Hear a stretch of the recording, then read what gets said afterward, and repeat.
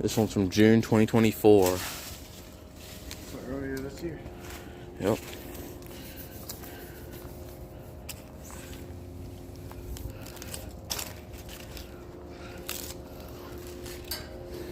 Two blades.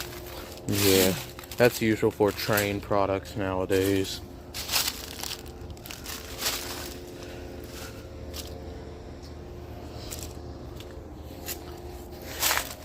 I think this unit replaced a Trane XC, one of these. Is this also a train?